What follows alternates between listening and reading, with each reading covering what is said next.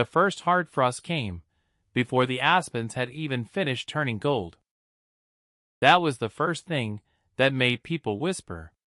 Not because the cold frightened them. It didn't. What frightened them was the woman on the eastern ridge. The one who looked up at the gray September sky, nodded once to herself, and quietly carried another basket of dried apples into her cabin.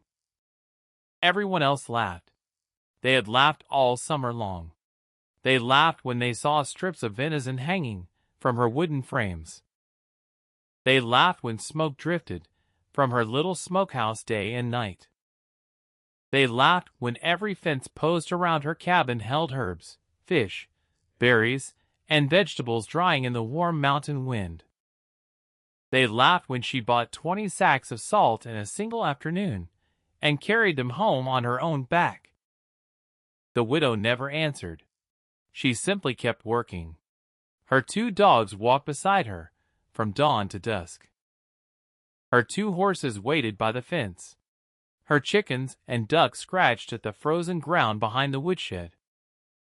And her hands, scarred from years of chopping and mending and lifting, never stopped moving.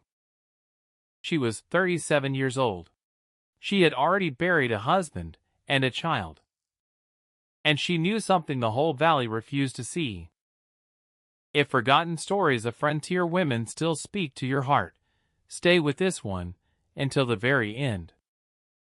Some lessons only reveal themselves after the snow begins to fall. The first hard frost came in the second week of September. Not late September. Not the 1st of October. The second week, which was too early. 2 weeks too early. Maybe 3. Adelaide Fenwick, Ada, to the 2 people still alive, who called her anything at all, stood on her porch at 4 in the morning and felt the cold settle against her cheek. She did not shiver. She did not go back inside. She just stood there, listening.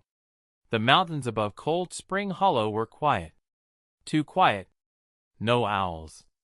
No coyotes. No wind through the pines. Just the small dry rasp of frost forming on the porch rail under her hand. Ada listened for a long time. Then she nodded once. To herself. To no one. And she went to work. Boone came out first. The old collie moved slow now. His hips were bad. His muzzle had gone white 2 winters back. But he still lifted his head when Ada opened the door, and he still walked with her the same way he had walked with her son. 1 step behind. Always 1 step behind. Never in front. Tobias had trained him that way. Tobias had been 5. Ada did not think about that. Not at 4 in the morning. Not with work to do. Juno came bounding out next. Young. Loud. Nose already in everything. The shepherd was 2 years old, and still thought the world was a game. She circled the chickens twice before Ada whistled her back. Leave them! Juno left them. The chickens muttered and settled. 12 hens, 3 ducks, 1 bad-tempered rooster named Preacher, because he wouldn't shut up on Sunday mornings. Ada opened the coop. Counted. 12. 3. 1. Everyone still there. She threw down grain. Filled the water pan from the bucket she'd carried up the night before. Broke the thin skin of ice with the back of her hand. Ice. In September. She did not shake her head. She did not say a word. But her jaw tightened the way it always did when the mountains told her something the valley refused to hear. By 6 o'clock the sky was pale gray, and Ada had already been at it for 2 hours. She turned the apple slices on the drying rack. Every slice. By hand. 1 at a time. She checked the smokehouse. The cedar coals were low. She added 2 small pieces and closed the door. She lifted the cheesecloth off the herb bundles hanging under the porch eaves. Sage. Thyme. Mountain mint. Yarrow for wounds. Willow bark for fever. She rubbed a sage leaf between her fingers and smelled it and put the cheesecloth back. Every jar in the pantry had a label. Every label had a date. Ada wrote in a small brown notebook after each check. Neat lines. Small numbers. The notebook was Ephraim's. Her husband had bought it in Denver the year before Tobias was born. He had used the first 30 pages for accounts and weather notes and the price of nails. Ada had used every page since. Sometimes, on nights when the wind was very quiet, she would go back to page 4 and read his handwriting. Rain 3 days. Root cellar dry. Ash tree by the spring is sick. The ash tree had died the summer after he did. Ada didn't go back to page 4 this morning. She turned to the current page and wrote, September 12th. First.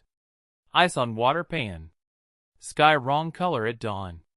Add 10 pounds of salt this week, if store has it. She closed the notebook. Slipped it into her coat pocket. Whistled the dogs. Time to go down to town.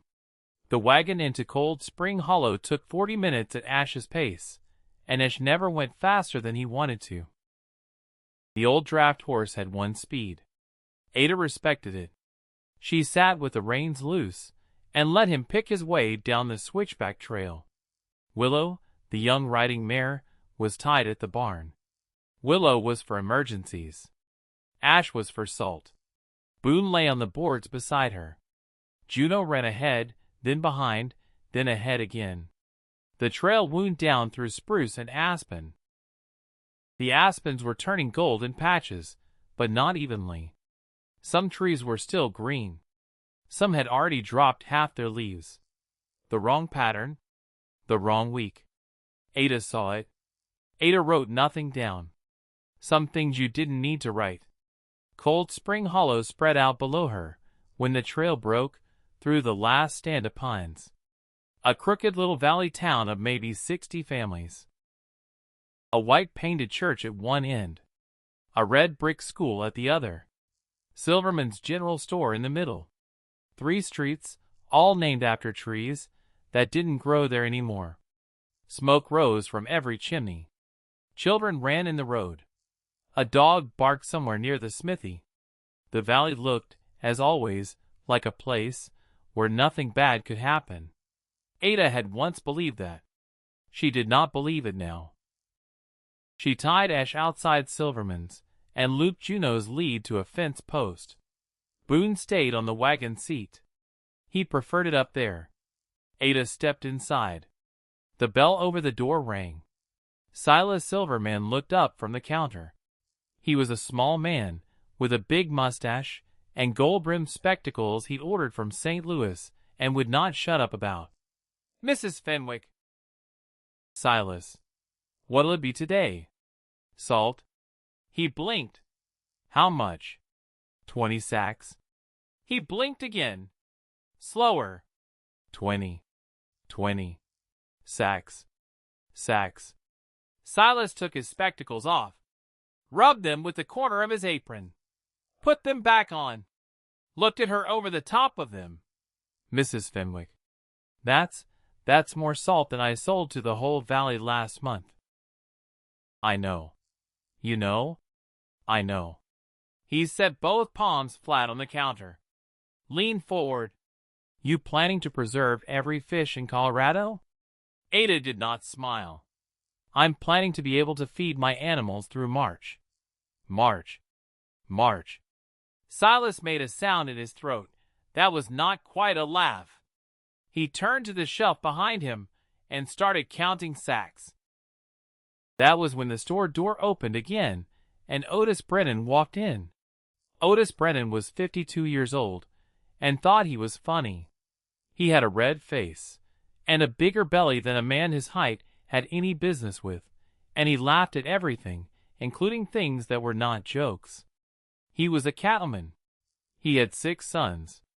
He owned the second largest herd in the valley and was very proud of the fact. He saw Ada. He saw the sacks. He grinned. Ada Fenwick. Otis, you biting that whole shelf? Most of it. He whistled long and low. You expecting the second coming? No. Then what? Ada handed Silas a small leather pouch of silver. Just a long winter. Otis laughed. Big laugh. The kind of laugh that took up all the air in the room. A long winter. Ada, we've had long winters. My grandmother lived through the winter of '48. You know what she used to say? She used to say, I don't need to know what she used to say, Otis. He stopped laughing for half a second. Then he laughed again. Louder. Boys, you hear this? He turned to the two men who had followed him into the store. The widow's building an ark up on that ridge. Any day now she's gonna start collecting animals 2 by 2. The men laughed. Silas did not laugh. Silas kept counting sacks and stacking them by the door and pretending very hard that he did not exist. Ada picked up the first 2 sacks, one on each shoulder, 50 pounds a side. She did not stagger. Otis watched her. His grin faded a little. Ada. Yes. You all right up there? By yourself? Something in his voice tried to become kind. Ada looked at him for one long second. I've been by myself for 4 years, Otis. I'm still up there. Draw your own conclusions. She walked out. The bell over the door rang. She loaded the sacks onto the wagon while Ash stood patient and Judo bounced. She was strapping the load down when a shadow fell across the wagon bed. She did not turn around. She knew who it was. Dr. Hardwell. Mrs. Fenwick. Callum Hardwell was the town doctor. 44 years old. Long fingers. Iron gray beard trimmed close. He wore a black coat that had seen better decades and carried a brown leather medical bag that had seen worse ones. He had come to Cold Spring Hollow 6 years ago from Boston. Nobody knew exactly why. He had a Boston accent he had not managed to lose, and a wife who had died on the trail west, and he had never remarried, and he was the only man in the valley who did not laugh at Ada, which meant she trusted him about as far as she trusted anyone, which was not far, but it was farther than 0. You bought a lot of salt. I did. Anything you want to tell me? Ada finished tying off the strap. Tested it. Nodded once. She turned around. Hardwell was watching her the way he watched a patient's pulse. Careful. Quiet. Nothing wasted. The birds are wrong, she said. He waited. The swallows went south 2 weeks ago. That's a month early. The squirrels have already sealed their hollows. That's 3 weeks early. The beavers on Cottonwood Creek finished their dams before Labor Day. My chickens are laying smaller eggs. The sap in the aspens is already pulling back. And there was ice on my water pan this morning. Hardwell listened without moving. Ice, Dr. Hardwell. In September. He nodded slowly. I noticed the elk moved north last week. Yes. Early. Yes. You think it's coming hard? Ada looked past him. Up. Toward the northern peaks, where clouds had been sitting for 4 days without moving. I think it's already here. The valley just doesn't know it yet. Hardwell was quiet. Then he said, very softly, What can I do? Ada looked at him. She had not expected the question. For a moment, 1 moment, no more, something almost cracked behind her eyes. But she was Ada Fenwick, and she had learned 4 winters ago what happened when you let things crack. She said, Keep your herb bundles dry. Give more willow bark than you think you need. And when the panic starts, she paused. When the panic starts, don't tell them to trust the road. Tell them the truth. Which truth? That no one is coming. She climbed up onto the wagon seat. Boone shifted to make room. Hardwell stepped back. Ada. She looked down at him. "I'll be up to see you this week. You'll be welcome." She flicked the reins. Ash began to walk. Juno ran ahead. The valley watched her go the way it always did. Like she was a woman who had lost her mind, dressed in the shape of a woman who had lost her family. Nobody in town could tell the difference between the two. Nobody in town had ever bothered to try. Ada did not go straight home. At the fork above the North Creek, she turned Ash west instead of east. Boone lifted his head, confused. "We're going up the pass, old man." Boone thumped his tail once, and put his head back down. Juno was thrilled.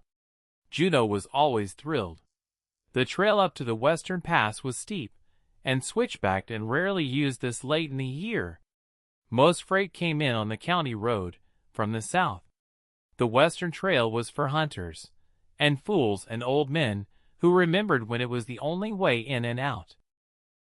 Old men like Mordecai Hale. Ada found him, where she knew she would find him, halfway up the pass. On a granite outcrop that looked out over the whole crooked spine of the mountain. He was sitting on his heels, with his ear pressed to the rock. She reined Ash to a stop. She waited. Mordecai Hale was 71 years old, and had worked the silver mines above Leadville for 38 of them, before his lungs made him quit. He had come to Cold Spring Hollow to die, he said, and had refused to do so for 11 years running.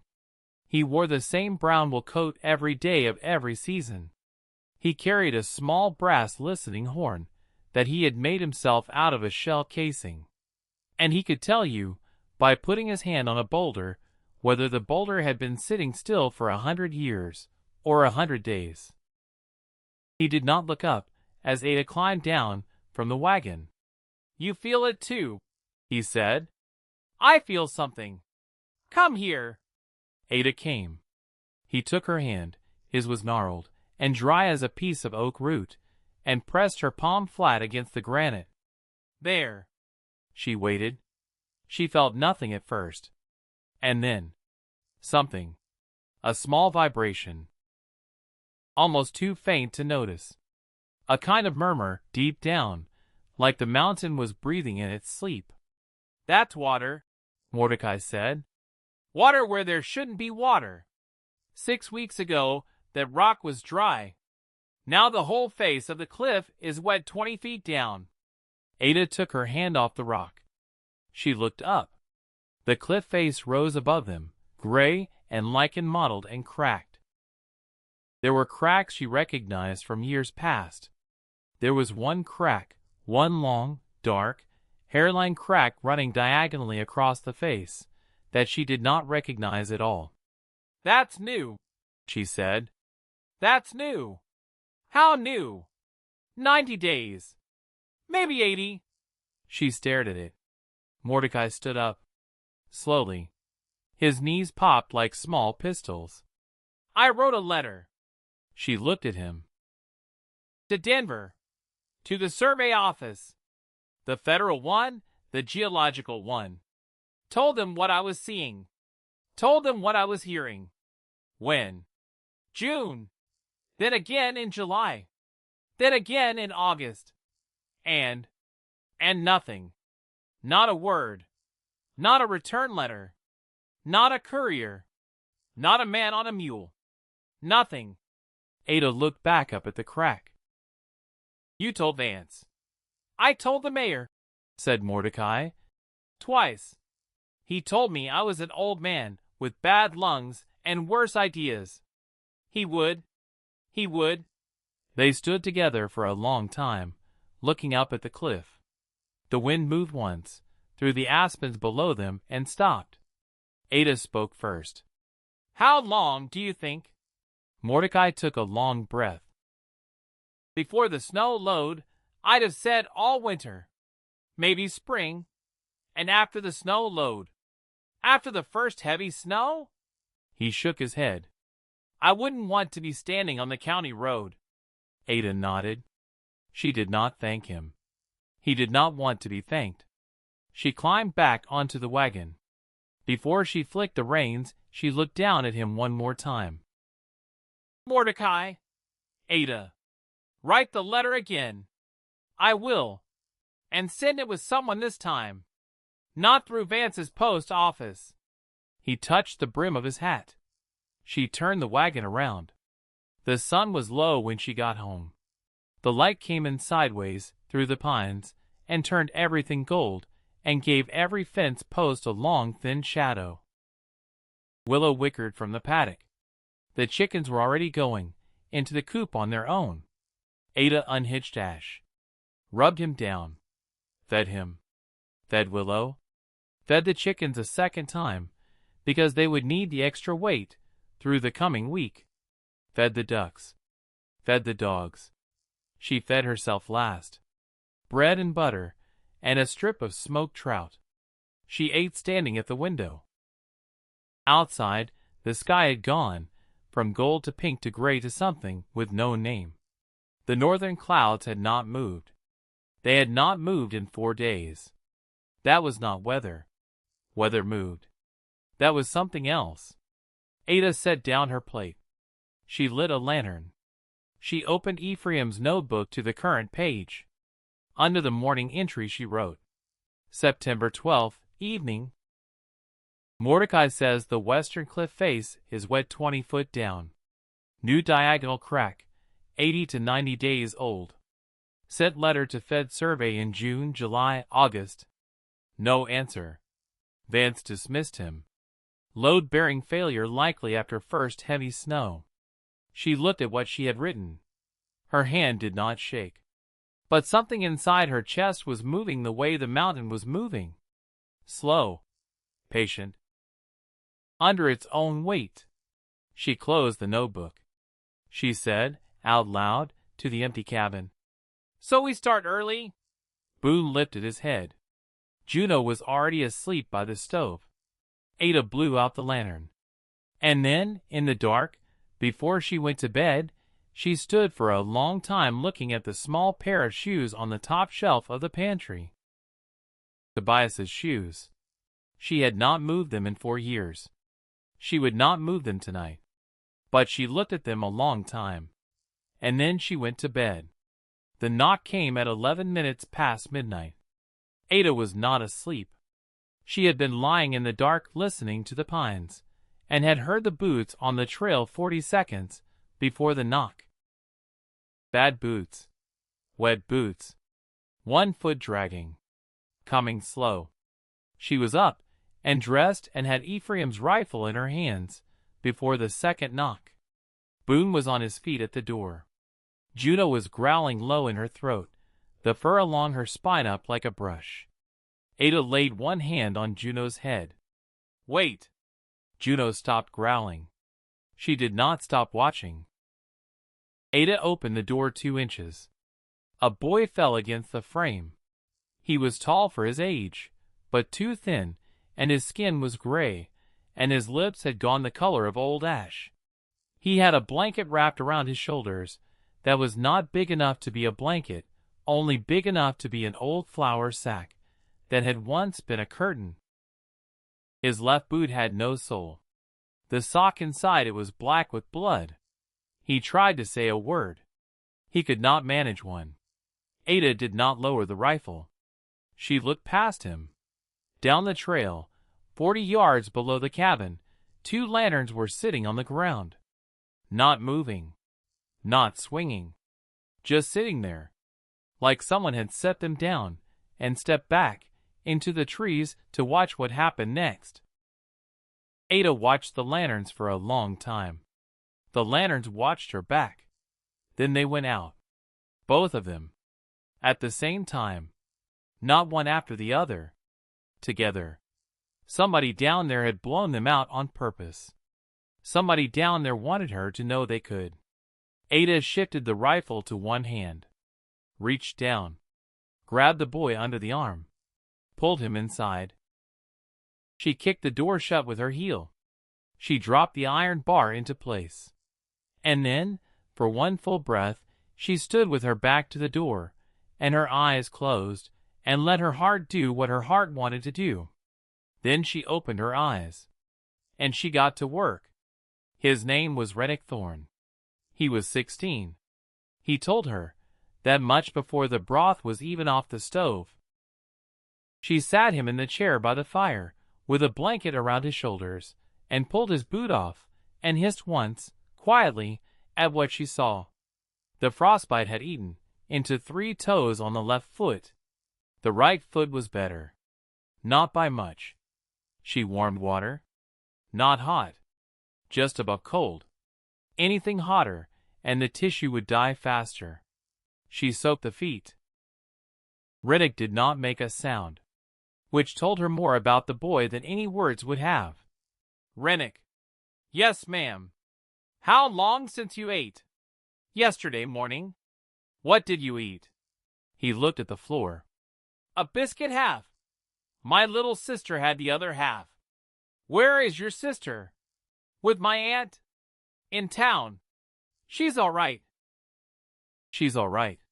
He said it twice like he was trying to convince himself. Ada did not push him. She poured broth into a wooden bowl and set it in his hands. Small sips. Yes, ma'am. If you throw up, you won't get any more for 2 hours. Yes, ma'am. He took small sips. His hand shook, so bad the broth spilled anyway. Ada did not comment. She wrapped a cloth around the bowl to catch the drips, and sat down across from him and waited. The fire cracked. Boone lay across Rennick's good foot, warming it with his belly. Juno lay by the door, ears up, listening. Ada watched the boy. After a while, when some color had come back into his face, she said, Who came with you?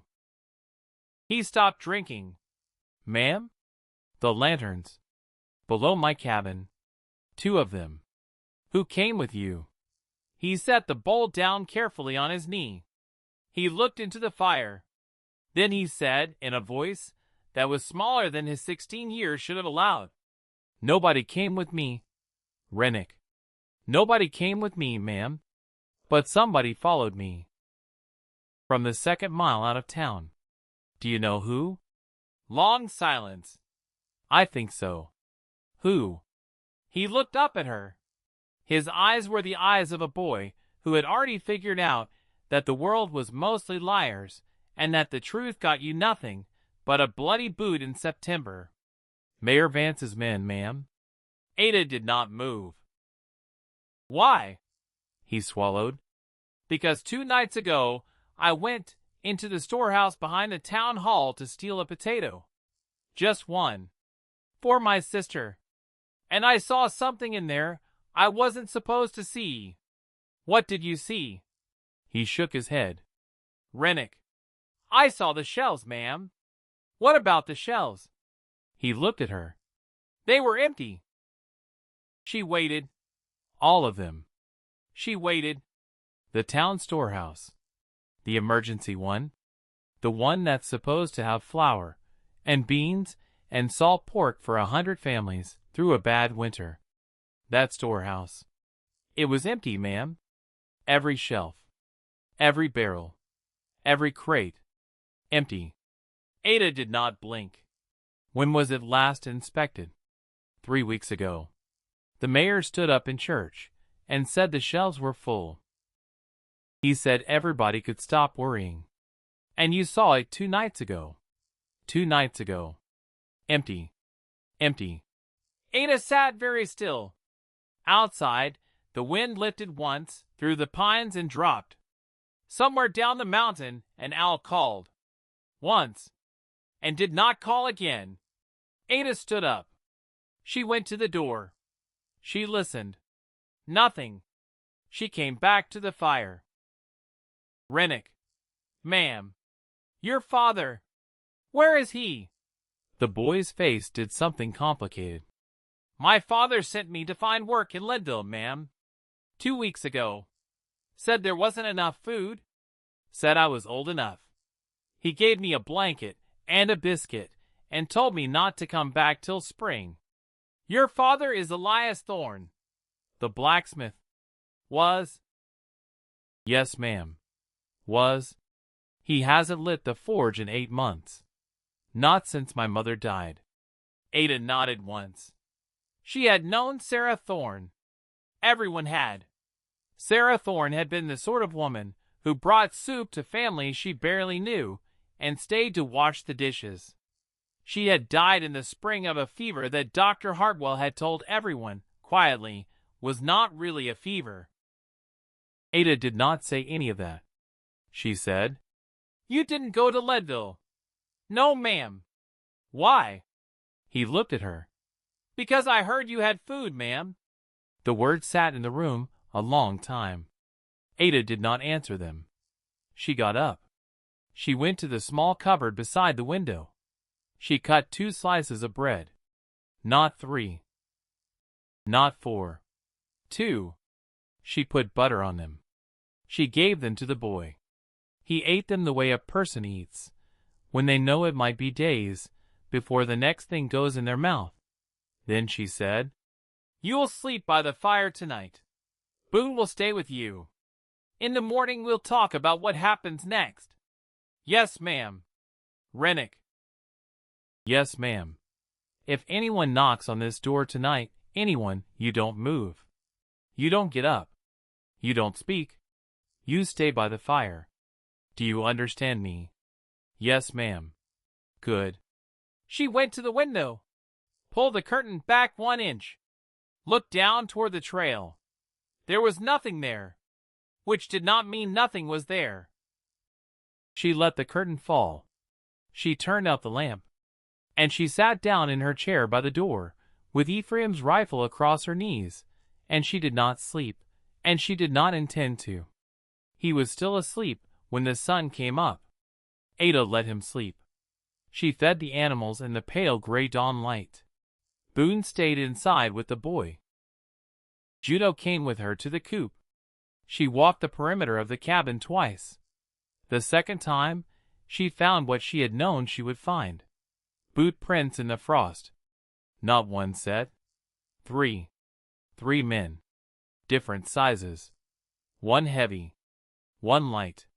1 in between. They had come up in the night, after the lanterns had gone out, and they had walked quiet all the way around her cabin. They had stopped by the smokehouse. They had stopped by the woodshed. They had stopped by the henhouse. They had stopped, longest of all, by the small hatch behind the north wall that led down to the root cellar. They had not tried to open anything. They had just looked. They had counted. They had measured. Ada stood in the frost and looked at the prints for a long time. Then she took a pine branch, and she brushed the tracks away, slow and careful, the way she used to brush her son's hair before school.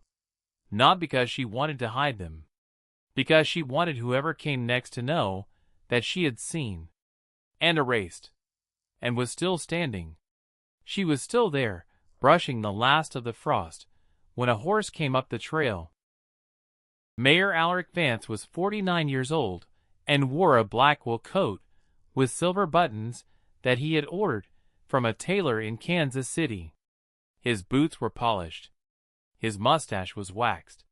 His horse was a bay gelding named Governor, and Governor was better fed than half the children in Cold Spring Hollow. He rode up to Ada's gate at a walk.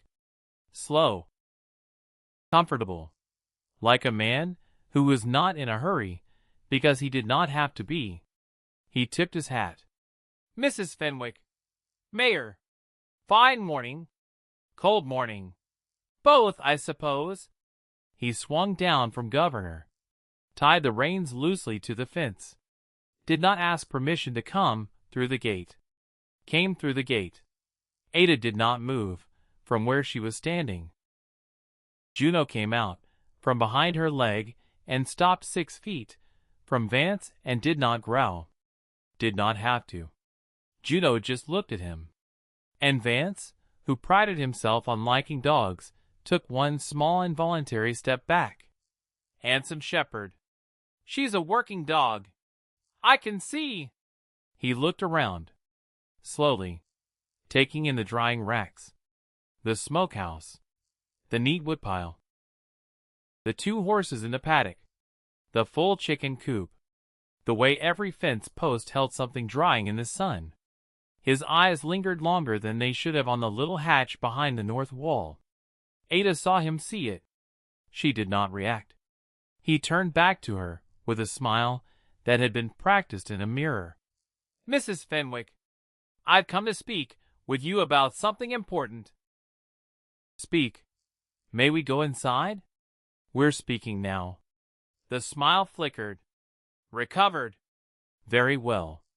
He clasped his hands behind his back, looked out over the valley as if the valley belonged to him. "You've done remarkable work up here, Mrs. Fenwick. Truly. The town has noticed. I have noticed." She said nothing. "There are hard times coming. Perhaps.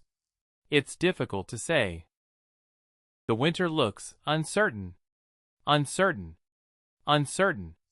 He turned back to her.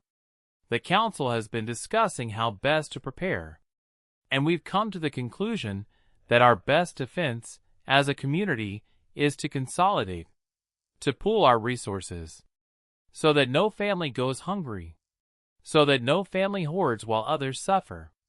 It would be a matter of civic protection." Ada did not answer. "Your name came up." She did not blink. "We would like to propose, as a temporary measure, of course, only for the winter, that your stores be moved into the town storehouse, under council protection, to be distributed fairly, under my personal oversight." He let that sit. He watched her face. Ada watched him back. "And who decides what fair is, Mayor?" "The council." "The council?" "Yes." "Which is?" "Myself, Reverend Coles, and Judge Whittaker." "Judge Whittaker is your brother-in-law." The smile did not move, but something behind it did. "Judge Whittaker is a respected member of this community. Judge Whittaker is your brother-in-law, Mrs. Fenwick." "Mayor." They looked at each other for a long moment. Vance drew a breath. "Ada." She stiffened at the use of her name. "Ada, there is no need for this to be difficult. If word spreads that you are hoarding up here on this ridge, while children in the valley go hungry, I cannot guarantee what people will do. Hunger changes people, Ada. I have seen it. You have seen it. I would very much prefer to prevent it." "Sign a simple paper. Move the stores into town. Everything is protected. Everything is fair. Everything is legal." He waited. Ada let him wait a long time. Then she said very quietly, "Mayor Vance." "Yes." "My answer is the same one I gave 4 winters ago. I'm not certain I follow." "You do?" He was silent. "4 winters ago," she said, "my husband and my son died in this cabin because I believed that the county road would open in time, that a wagon would come, that the town would send help, that someone, somewhere, was in charge of keeping us alive." Her voice did not rise. It did not fall. "No one was in charge, Mayor. No one came." She looked at him. "I have spent every summer since making sure no one has to wait for someone who isn't coming. Mrs. Fenwick, that is a tragedy, but it is not. My answer is no." "Ada?" "No, Mayor." The smile finally left his face. What was underneath it was not particularly interesting. Just a man who had been told no by a woman and did not enjoy the experience. He put his hat back on. "You may find, Mrs. Fenwick, that when hard times come, the town remembers who was willing to help and who was not. I hope they remember, Mayor. I hope they remember every last thing." He turned, walked back to Governor, mounted. Before he touched the reins, he looked back at her. His eyes went one more time to the small hatch behind the north wall. "Winter has a way of changing minds, Mrs. Fenwick. So does hunger, Mayor." He rode away. Juno watched him all the way to the treeline. Boone, inside the cabin, was already awake and standing at the window. Ada waited until Vance was out of sight. Then she went inside. Rennick was sitting up on the pallet by the fire, wrapped in a quilt, his eyes wide. "Was that? That was the mayor. He knows I'm here." "He suspects." "He doesn't know. What did he want?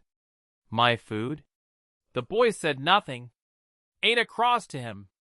She knelt down. She looked him in the eye. "Rennick." "Yes, ma'am. I need to show you something. And once I show you, you cannot ever tell another human being what you have seen. Not your sister. Not your aunt. Not Dr. Hartwell. Not a soul. Do you understand me?" He nodded. "Say it. Not a soul." "Good." She stood. She held out her hand. He took it, and she pulled him to his feet, and she wrapped the quilt tighter around his shoulders, and she walked him to the north wall of the cabin. She pulled back the rag rug. She lifted the loose plank. Underneath was a hatch, iron hinged, small brass ring. She lifted it. A ladder went down into the dark. She lit a lantern. She went first. He followed. The root cellar was cool and dry and smelled of cedar and apples. There were shelves along both walls, stacked to the ceiling. Jars of preserves, bags of dried beans, wheels of hard cheese and wax, braided onions, braided garlic, sacks of flour, of cornmeal, of oats, baskets of apples wrapped in straw, ropes of smoked sausage, barrels of pickled vegetables, crocks of lard. Rennick stared. He had never seen this much food in his life. He turned in a slow circle. He was too stunned to speak. Ada let him look. Then she said, "Rennick, ma'am, this is not all of it." He looked at her. "This is one of 3. His mouth opened. My husband taught me a rule before he died. He said, Ada, never keep everything in one place. Not even a place you trust. Not even your own house. If the house burns, you burn with it. If the enemy finds one, you still have 2. She held up the lantern, so the light fell over the shelves. "There is a second cache in a dry hollow under the smokehouse. There is a third cache buried in oiled canvas under the woodshed floor. Neither of them looks like anything from the outside. Neither of them will be found by a man who does not already know they are there." Rennick looked at her. "Why are you telling me this?" Ada looked back at him. "Because if something happens to me, someone needs to know where the food is, so that the children in the valley still eat." The word children hung in the air. She did not explain it further. She did not have to. Rennick understood the word children the way only a boy who had once shared a biscuit with his little sister could understand it. He nodded. Once. Firm. "I won't tell anyone, ma'am. I know you won't." She turned. Started back up the ladder. Halfway up she paused. She looked back at him. "Rennick, ma'am, you've been a thorn all your life." "Yes, ma'am. Starting today. Up here. In this cabin. You're a Fenwick until spring." The boy's eyes filled. He did not let the tears fall. He nodded once. Firm. Just like she had. "Yes, ma'am." They went up the ladder. She closed the hatch. She put the plank back. She put the rug back. Outside, above the ridge, the sky was pale gray. The clouds to the north had still not moved. And somewhere in the valley below, a bell began to ring. Not the church bell. The town meeting bell. Alaric Vance was calling the valley together. Ada stood at the window and listened to it ring. Boone stood beside her. Juno stood beside Boone. Rennick stood behind them all, wrapped in his quilt, watching. The bell rang and rang. Ada did not move. She just watched the smoke rise, from all the little chimneys down below. And she said, very softly, mostly to herself, "So it begins." The town meeting bell rang for 11 minutes. Ada counted. She always counted things when she did not want to feel them. 11 minutes, which was long, which was unusual, which meant Vance was making sure every last soul in the valley heard him call. She did not go down. She had not gone down to a town meeting in 4 years. She was not about to start. She stood at the window, with Boot at her hip, and Juno by her boot, and Rennick behind her, and she watched the smoke rise from the church chimney, and she waited. Because whatever Vance told them down there, whatever version of the truth he chose to serve, the consequences were coming up her hill. They always did. The bell stopped. The valley went still. For maybe 40 seconds. Then the rider came. Ada saw him before she heard him. A dark shape breaking out of the pines at the bottom of the switchback. Coming hard. Coming wrong. A man on a horse that was going too fast down a trail that was too steep. Boone growled. Juno was already at the door. Ada was already reaching for Ephraim's rifle. "Rennick. Ma'am. Back room. Now! But, now!" He went. She stepped out onto the porch. The rider came up the last switchback, and his horse nearly went down at the corner, and he hauled it back up by main strength, and he did not slow, he came right up to the gate, and threw himself off, before the horse had even stopped moving. It was Silas Silverman. Little Silas of the gold-rimmed spectacles. Except the spectacles were gone. Snapped off somewhere on the trail. And there was blood on his temple, from a low branch, and his hat was somewhere back in the pines, and his hands were shaking, so hard he could not get the gate latch open. Ada opened it for him. He fell against her. "Mrs. Fenwick, Mrs. Fenwick. Breathe. The pass. Breathe, Silas. The Western Pass." He put his hands on his knees. He tried to fill his lungs. He couldn't. She waited. She waited longer. Finally he got the words out. "The Western Pass is gone." Ada did not move. "Gone. Gone. Ma'am. The whole cliff face." Came down at 9:10 this morning. While the mayor was speaking. We heard it. All of us. Sounded like the sky was tearing. And then Ben Alderman rode up from the pass road 10 minutes later. He'd been out checking his trap line. He was the only man who saw it. He said the mountain just folded. "How much of it?" "All of it, ma'am. The whole switchback. Half a mile of road. Buried. Under, Ben said the debris was 50 feet deep in some places." 50 feet, ma'am. The supply route? Cut. The freight wagons? Cut. For how long? He looked up at her. His eyes were wet. "They're saying spring, ma'am. The engineers been talked to are saying spring at the earliest. Maybe summer." Ada looked past him. Down the hill. At the crooked little valley town that had, 40 minutes ago, believed the county road would always open. The chimneys were still smoking. Some children were still playing near the schoolhouse. Somewhere, a woman was hanging laundry. None of them knew yet. None of them knew that the world they had woken up in that morning was already gone. Ada had known. She had known for 80 days. She had been the only one. She had been called the only fool. She turned back to Silas. She put her hand on his shoulder. "Silas." "Yes, ma'am." "Go back down. Tell Dr. Hartwell I said the panic will start inside an hour. Tell him to open his surgery early and get his willow bark out of the cellar and get the mothers in first." "Tell him I said the mothers. Not the fathers. The mothers." "Yes, ma'am." "And Silas." "Yes, ma'am." She looked at him. You laughed at me too. He flushed all the way to his hairline. I know, ma'am. I'm sorry, ma'am. I'm so sorry. Don't apologize. Just remember. Yes, ma'am. He climbed back onto his horse. The horse was too spent to run. Silas made it walk. Ada watched him go.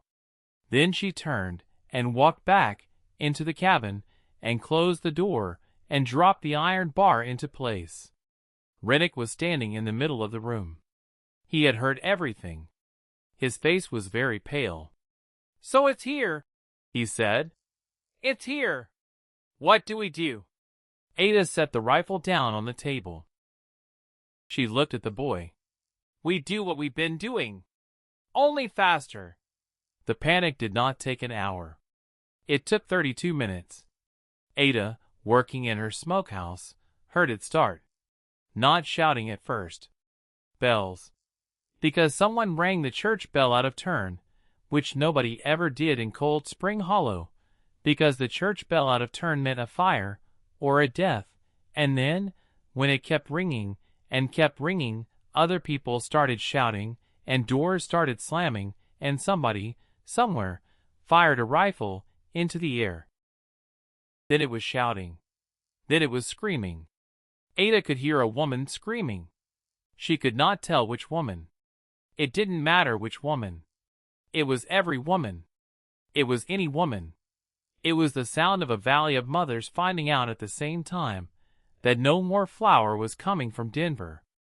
Rennick came out of the woodshed with an armload of kindling and stopped in the middle of the yard and just stood there listening. His face had gone that color again. Ada walked over, took the kindling from him, set it down, turned him gently by the shoulder toward the smokehouse. Fill the racks. Front row first. But there. Fill the racks, Rennick. He filled the racks. Because when everything else is falling apart, the one gift you can give a frightened boy is work. Ada knew this. Ada had learned it 4 winters ago. By noon the general store had been stripped bare. Silas Silverman came out onto his porch at 11:45 and held up both hands and told the crowd there was nothing left, and the crowd did not believe him, and the crowd went behind the counter, and the crowd went into the back room, and the crowd went down into the cellar, and the crowd came back up with nothing because there was, in fact, nothing. Which was when the crowd remembered the mayor's storehouse. Which was when the crowd went to the mayor's storehouse. Which was when the crowd found out the mayor's storehouse was locked. And that Mayor Vance would not come to the door. At 12:12, Otis Brennan climbed onto the church steps. Not the mayor. Otis. He climbed up on those white-painted steps in front of a crowd of maybe 200 people, and he took off his hat, and he held it against his chest, and he said, "We've been fools." The crowd did not answer. We've been fools. All of us. Me most of all. Nobody argued. Otis looked out over the crowd. His eyes found some of the faces he had laughed with in front of the general store all summer. There's one woman in this valley who told us with her hands, told us all summer. She didn't stand up and preach. She just went to work, and we laughed at her. I laughed the loudest. He put his hat back on. He came down the steps. The crowd parted. He walked out the church gate and turned east and started up the switchback trail toward Ada Fenwick's ridge. He did not look back. 22 people fell in behind him. 19 were women. 3 were men. All of them were carrying children. Ada saw them coming from a mile away. Boone saw them first, because Boone had been at the fence for 10 minutes. Ada set down the rope of smoked sausage she was braiding, and wiped her hands on her apron, and came down to the gate. Juno stood beside her. Rennick stood in the doorway of the cabin, half hidden. She had told him, "Don't come out. Not until I tell you." He had not come out. The little procession reached her gate. Otis Brennan was in front. Behind him were people she had known for years. People who had turned their faces away in the street. People who had shushed their children when she walked past. People who had laughed with their husbands on general store porches on hot summer evenings. Now their faces were something else. Now their faces were the faces of parents. Otis stopped 6 feet from her gate. He took his hat off again. He held it against his chest again. He had done that gesture twice in 1 hour. Ada suspected it might be the first time in 20 years he had done it at all. Ada. Otis. I owe you an apology. You do? He flinched. But he did not leave. Ada. My boys have not had a full meal in 3 days. My little one, Cyrus, he cried himself to sleep last night. Cried? My 8-year-old boy. I have never. His voice broke.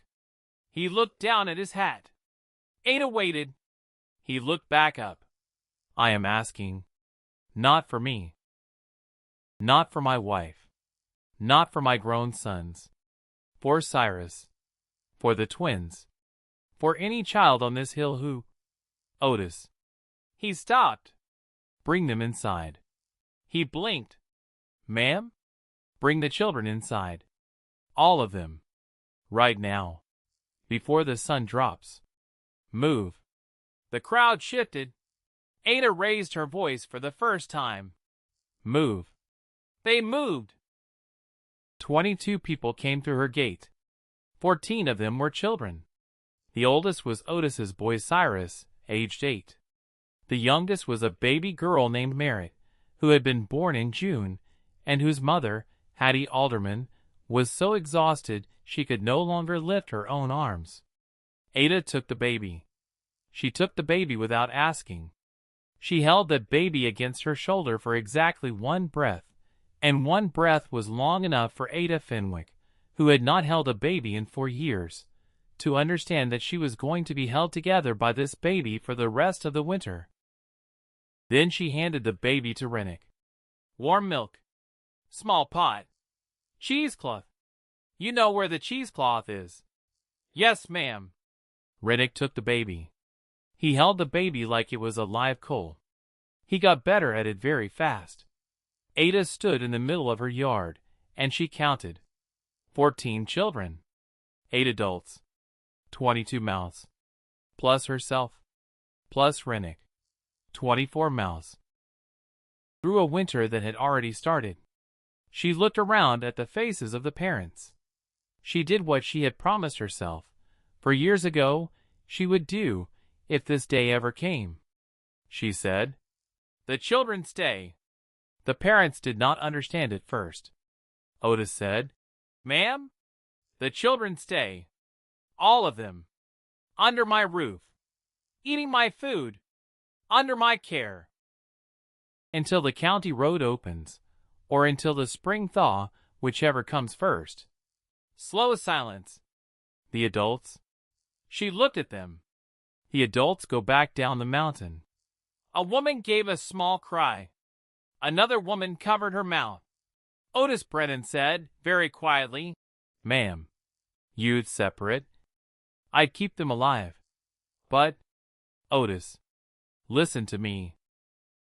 If every adult in this crowd stays on this ridge, we run out of food by January. Every one of us. Adults and children both. If only the children stay, we make it to April. Maybe May." She looked around. "I am not asking you to leave your children with a stranger. I am telling you that this is the only way they eat." Silence. Real silence. The wind moved through the pines.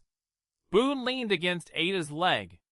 Hattie Alderman took 2 steps forward, sank to her knees in the frost, put both hands over her face. Otis Brennan looked at the ground for a long time. Then he looked up. He looked at his boy Cyrus, 8 years old, then already wrapped in a coat that used to be Otis's own. He knelt down, in the frost, in front of his son. He straightened the boy's collar. he said. Cyrus.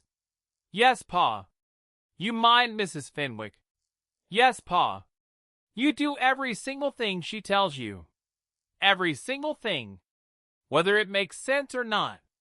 Whether you like it or not. You hear me? Yes, Pa. You look after your little brothers. Yes, Pa. Pa'll see you in the spring. The boy's chin quivered.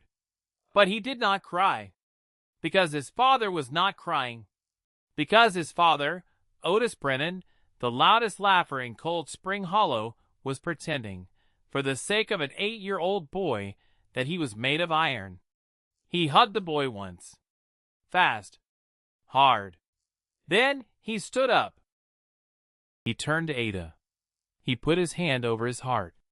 He did not say anything. He did not need to. He walked out her gate. 19 other adults followed him. Only Hattie Alderman would not go. She sat in the frost, with her hands over her face and rocked. Ada knelt down in front of her. Ada put her own hands over Hattie's hands. Hattie, I can't. I can't. I can't leave her. She's 6 weeks old, Ada. She's 6 weeks old. You can nurse her here. Hattie stopped. I can. You are the only nursing mother in this group. There are 2 infants and 1 toddler still on the breast. You are staying. Not as a mother. As a nurse. Do you understand me? Hattie nodded and nodded and nodded and could not stop nodding. Ada helped her to her feet. Come inside. There is broth. By nightfall the cabin held 16 souls. 14 children.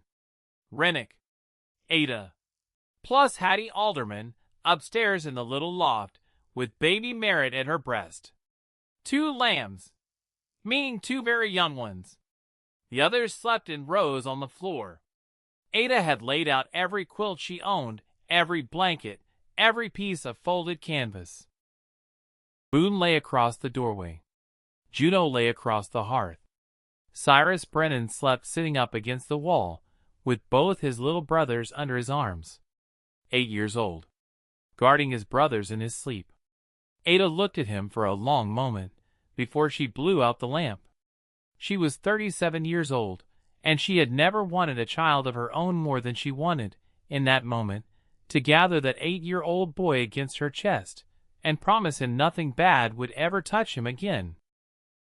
She could not promise that. Nobody could promise that. She blew out the lamp. She sat down in her chair by the door. She put Ephraim's rifle across her knees. And she watched over 16 sleeping souls until dawn. The days that followed had a rhythm. They had to. Rhythm was what kept panic small. Before dawn, Ada was up. Fed the animals. Milked the cow. Checked the smokehouse. Checked the racks. Wrote in Ephraim's notebook. At first light, she woke the older children. Rennick took the boys to haul water. Cyrus took the little ones to gather eggs. The girls sorted herbs at the long table. Ada taught them. She taught them how to read a cloud. She taught them how to test if wood was dry enough to burn. She taught them how to skim broth, how to salt fish, how to lay a fire that would burn slow and steady all night without needing to be fed. She taught them how to move quietly, how to count, how to listen. She was, though she would never have used the word, teaching them how to survive her, which was to say, she was teaching them how to live without her. Because Ada Fenwick did not, in her secret heart, believe she was going to see the spring, she did not tell anyone this. She simply worked faster. On the 5th night, when the wind outside had turned mean and the frost was already an inch thick on the water buckets by evening, Ada sat by the fire mending a boy's coat. The children were all asleep, except one. A small figure detached itself from the pile of quilts and padded across the floor on bare feet and stopped by Ada's chair. It was the little girl Dr. Hartwell had brought 2 days ago, wrapped inside his own coat, half frozen. 6 years old. Father a widower. Father had not eaten in 4 days, when the doctor found him. Father had made the doctor promise to bring the child up the ridge. Her name was Winifred Ashby. Everyone called her Winnie. She was very small for 6. She had huge quiet eyes, and hair that went every direction, and hands that were always a little cold. She stood by Ada's chair, and did not speak. Ada set the mending down in her lap. Winnie. Ma'am. Can't sleep. No, ma'am. Cold? No, ma'am. Ada waited. Winnie looked at the fire. She looked at Boone, curled by Ada's boots. She looked at the pantry. Then she looked at Ada. She said, "Do you have any children, Miss Ada?" Ada did not answer. Not for a long time. The fire cracked. Boone opened one eye and closed it again. Ada set the mending very carefully on the arm of the chair. She stood up. She walked to the pantry. She reached up to the highest shelf, the one no one else was tall enough to reach, and she brought down a small object wrapped in a square of blue cloth. She carried it back to her chair. She sat down. She unwrapped the cloth. Inside the cloth was a pair of shoes. They were small, very small, leather, brown, the kind of shoes a 5-year-old boy would wear to church. One of them still had the shape of the foot that had worn it, the little curl at the toe where the boy had scuffed, the place at the heel that had been worn down first, because he ran everywhere on the outside of his foot. Ada set the shoes on her knee. She looked at Winnie. Her voice, when it came, was quieter than the fire. His name was Tobias. Winnie waited. He was 5 years old. Winnie waited. He died in this cabin in the first week of March 4 winters ago. Because I believed that the county road would open in time. Because I believed a wagon was coming. Because I believed the town would send help. She looked down at the shoes. His father died 2 nights before he did, trying to walk to town for medicine. He didn't make it to the second switchback. Winnie said nothing. Ada looked up. Her eyes were dry. They had been dry for 4 years. They stay dry now. So that's why I do all this, Winnie. That's why I dry the apples. That's why I braid the sausage. That's why I bought the salt. That's why the mayor is angry with me. Because I promised myself, 4 winters ago, on the day I buried them under the ash tree, I promised myself that if the mountain ever came for another child, it would have to come through me first. She wrapped the shoes back up in the cloth. She held the little bundle in both hands. Winnie stepped forward. She put one small cold hand on top of Ada's hands. She did not say a single word. She did not need to. Ada, who had not cried in 4 years, Ada Fenwick, who had promised herself she would never let anyone see her cry again, bit her head over the little wrapped shoes and over the small cold hand, and she did not cry. But something inside her chest let go of something it had been holding since 1887. She sat there a long time. The child stood there a long time. Boone did not move. Neither did the fire. Eventually Ada said, "Bed, Winnie." "Yes, ma'am." "Take Boone with you tonight." "Yes, ma'am." The little girl padded back across the floor. Boone got up, slow and stiff, and followed her. He laid down beside her pile of quilts, and she curled against his back the way Tobias had once curled against his back, and Boone let out one long soft old dog sigh, and both of them were asleep in under a minute. Ada put the shoes back on the highest shelf. She did not put them back at the very back. She put them at the front. Just a little. Just an inch. She sat back down by the fire. She picked up her mending. Her hands did not shake, but they moved slower than they had before. Dr. Callum Hartwell came up the ridge 2 days later, in a snow that had started before dawn and had not stopped. He came on foot. His horse had thrown a shoe in town, and he had not waited for the farrier. He came with his black leather medical bag in one hand, and a small oiled canvas parcel in the other. Ada let him in. She sat him by the fire. She put a mug of hot broth in his hands, before he had unbuttoned his coat. He drank half of it before he spoke. Then he set the mug down. He opened the parcel. Inside was a ledger. Small, brown, leather-bound. The kind of ledger a shopkeeper might keep for accounts. Except this one was not a shopkeeper's ledger. Ada looked at it. She looked at Hartwell. Where? Behind a false panel in the mayor's office wall. In the storehouse. His wife let me in to check on her sister, who has bronchitis. I was looking for the storehouse ledger. This is what I found instead. How? The panel was slightly warped. From the damp. Callum. I know. You broke into the mayor's private wall. I did. She looked at him for a long moment. He looked back. He said, I would do it again. She opened the ledger. She read for maybe 15 minutes without speaking. Hartwell watched her face. The face did not change. The face had learned, for winters ago, not to change. But her hands, holding the ledger, went very still. The entries were in Vance's handwriting. Neat. Small. Regular. The first was dated July 8, 1891. Sold to Halloran and Sons Freight, Denver, 200 sacks flour, 60 sacks beans, 40 barrels salt pork.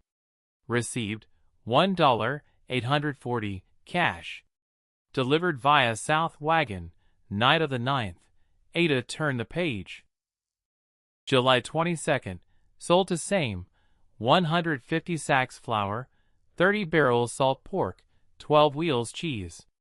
$1, 320 cash. Another page. August 4th, same. Reduced volume, prices up. $980. Another page. August 19th, Halloran will not come again after September 1st. Says talk of the pass. Last shipment, everything remaining. $2, 150. Ada turned to the last entry. September 1st, storehouse cleared. Ledger of official inventory to be maintained as before. Public inspection September 11th. Announced shelves full. She closed the ledger. She looked at Hartwell. She said one word. Everything. He nodded. Everything. She said. The emergency stores. The winter stores. The stores that were supposed to feed 100 families through a bad season. Sold. All of it. To a freight company in Denver. For cash. Before September 1st. And put in his own pocket. $2,000 in that ledger alone. There are pages. Before July, I did not have time to copy. The account book alone runs back to March. Ada set the ledger down on the table. She stood up. She walked to the window. She looked down the hill. Cold Spring Hollow lay under new snow. Chimneys smoking. Lamps just beginning to come on. Children not visible in the streets anymore. The streets were empty. The streets had been empty for a week. She said, without turning. He knew, Callum. He knew. He knew the pass was going to slide. Mordecai told him. Twice. He knew there was a real risk of no supplies through winter. And he sold the emergency stores anyway. For cash. To line his own pockets. Knowing what was coming. Yes. He came up here 2 days later. Trying to take mine. Yes. Silence. Ada spoke very softly. Callum. Yes. How many children are down there tonight who did not eat today? He did not answer at first. Then he said, 28, by my count. There are more I have not seen. She nodded. She turned around. Give me the ledger. He handed it to her. She wrapped it back in the oiled canvas. She took it to the north wall, pulled the rug, lifted the plank, went down the ladder. She was gone for 2 minutes. She came back up, with the ledger nowhere in sight. She replaced the plank, replaced the rug. She said, Nobody knows this is here. Not you. Not Rennick. Not Winnie. Nobody. Hartwell nodded. She said, When the time is right, I will bring it out. And I will read it. Every line. In front of the whole valley. Myself. Not through you. Not through a lawyer. Not through a preacher. Through me. He said, Ada. He will come for you. He has already come for me. He will come harder. I know. Ada. Callum. He stopped. She looked at him. She said, You did a brave thing tonight. Coming up this hill through the snow. Carrying that book. Trusting me with it. I will not forget it. He looked at his hands. You are the bravest woman I have ever known. I am the most stubborn. Those are the same thing. She almost smiled. She did not quite. But something in her face was gentler than it had been a minute ago. She said, Go home, Callum. Before the snow gets deeper. Take my mare. Bring her back when you can. He did not argue. He put his coat on. At the door, he turned. Ada. Yes. I meant what I said about you being brave. Just so you know. I have meant it for 6 years. She looked at him. She said quietly, I know you have. He tipped his hat. He went out into the snow. Ada closed the door. She dropped the iron bar into place. She stood with her back against the door for one long breath. Then she went to check on the children. 3 nights later the strangers came. Ada had been expecting them. She had laid 3 snares along the 3 easiest approaches to the cabin. Simple things. Piano wire between 2 pines at ankle height. Old spring traps from Ephraim's trunk, oiled and reset, and hidden under fresh snow. A tripwire strung to the goose bell above the woodshed door, which was not for catching anyone, only for waking her. She had also moved half the smokehouse meat, down to the second cache, the one under the smokehouse floor. Nobody knew about that cache except herself. Not Rennick. Not Hartwell. Not the children. Because when a man burns a smokehouse to punish a woman, he does not think to dig up the floor of the smokehouse he has just burned. Ephraim had taught her that too. She missed him very much on the nights she used the things he had taught her. She never let it show. They came at 2 in the morning. Willow the mare screamed first. Willow the mare had been trained by Ephraim to scream, actually scream, not whinny, when a stranger came within 30 feet of the paddock at night.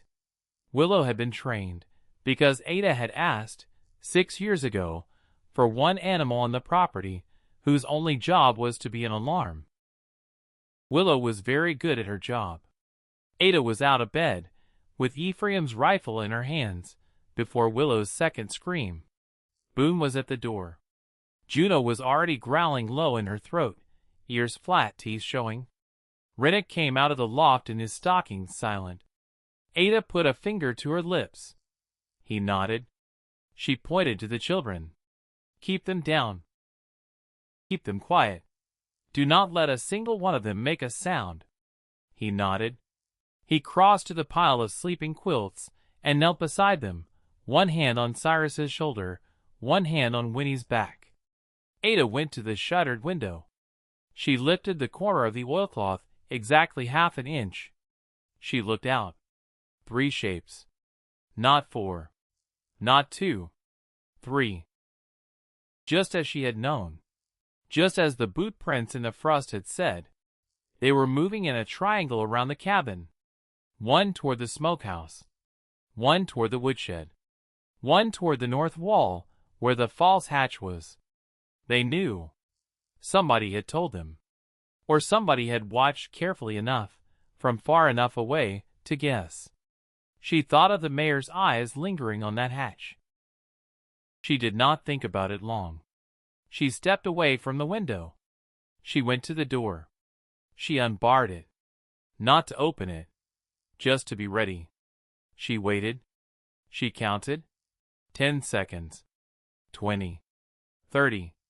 The man near the woodshed screamed, because the man near the woodshed had stepped into an old spring trap, and the trap had closed on his calf, and he was going to be limping for a very long time. The scream was ragged, furious. Not the scream of a man who had been shot. The scream of a man who had been humiliated. Ada smiled a very small, tight, cold smile, because pain was a good teacher, but humiliation was a better one. The other two men were shouting now, running, coming to the wounded one. Ada threw open the door. She stepped out onto the porch. She fired one round of Ephraim's rifle straight up into the air. The blast rolled across the whole ridge and echoed off the far cliff face and came back around like a promise. Then, in the ringing silence that followed, she spoke. She did not shout. She spoke. She spoke in the voice she used when she meant to be heard through solid pine boards from 100 yards away. I see 3 of you. Silence. I have a rifle. I have 2 dogs. I have snares in all directions.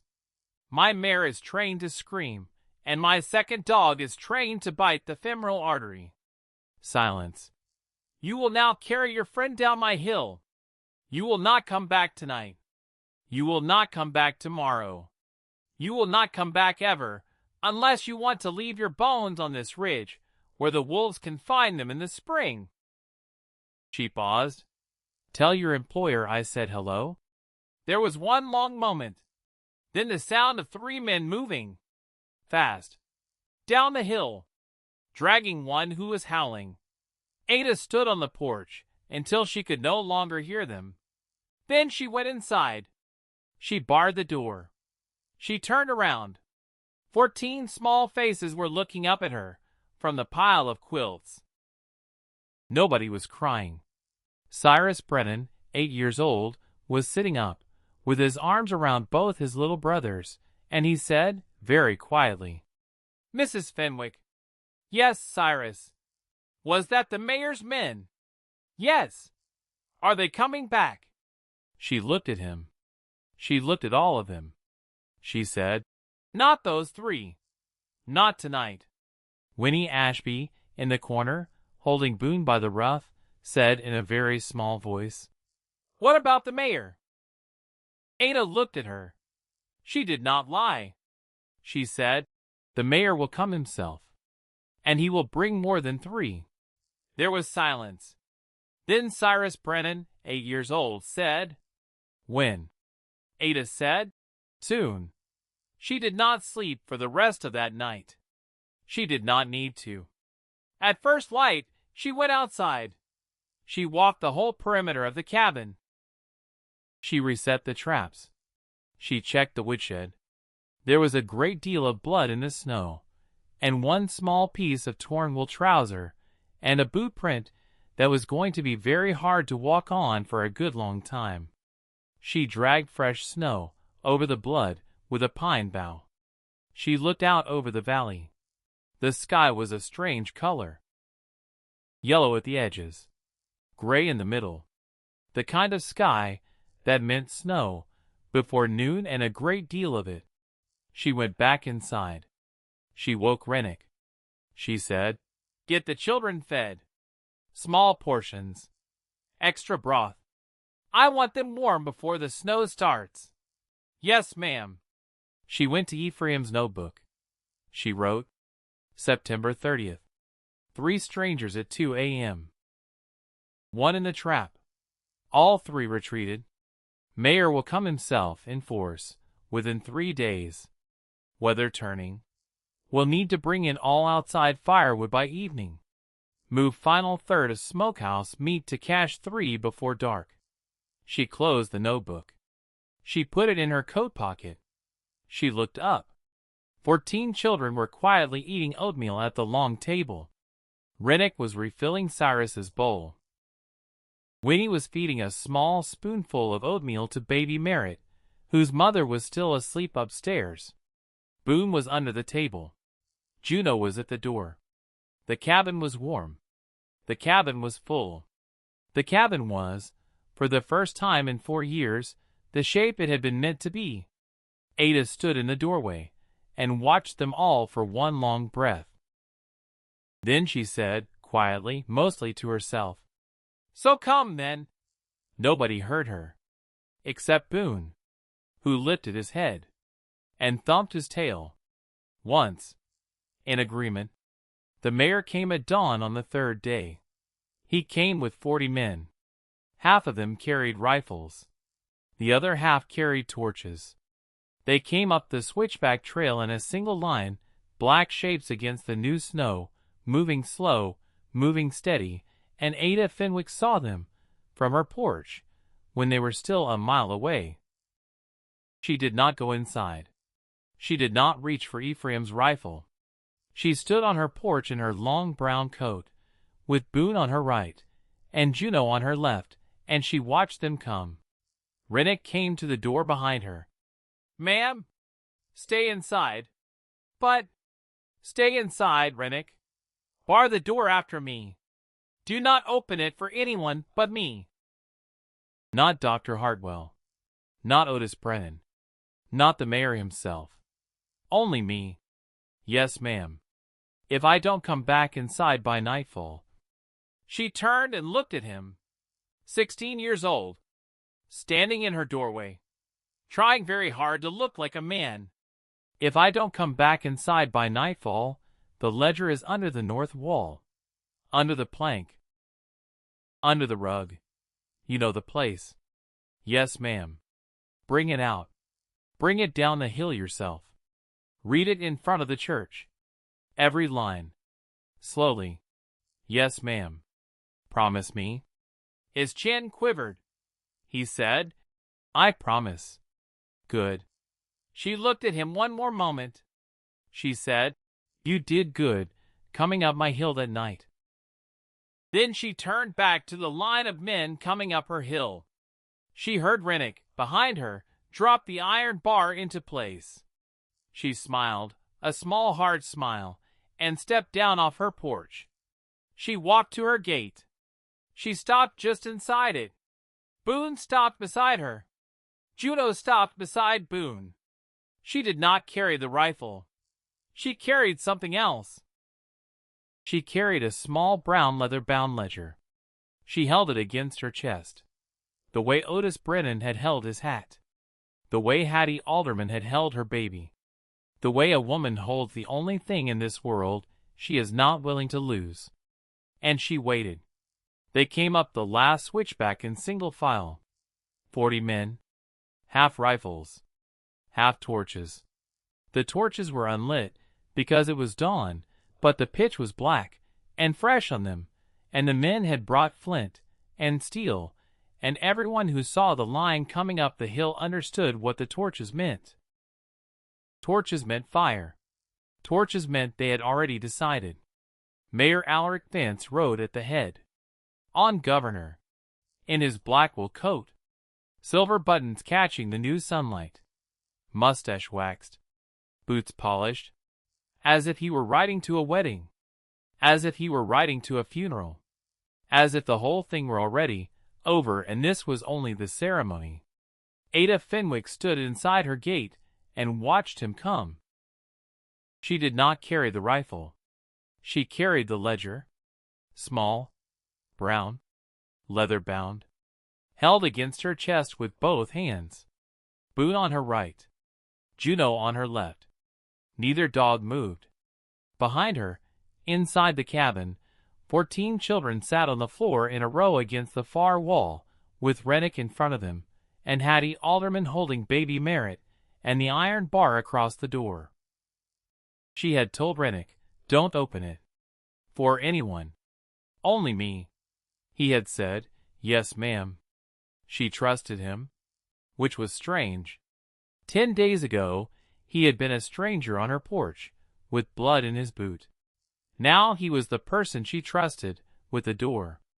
Life did that sometimes. Life gave you people fast, when it was about to take them slow. Van stopped Governor 20 feet from her gate. He did not dismount at first. He looked down at her from the horse. He wanted the height. He wanted the difference. He wanted the picture, the mayor on the tall bay gelding, the widow small, and alone in front of her wooden gate, burned into the memory of every man behind him. Ada let him have it. For about 6 seconds. Then she took one step forward. Just one. And she said, very clearly, "Get off your horse, Mayor." Silence. "Get off your horse, or I read the first page, from here, and every man behind you hears it." Vance blinked. The word red did something to his face. Small. Fast. But it was there. He swung down from Governor. He tied the reins to the fence, very slowly, the way a man ties a knot, when his hands have forgotten how. The 40 men behind him shifted. They were tired. They were cold.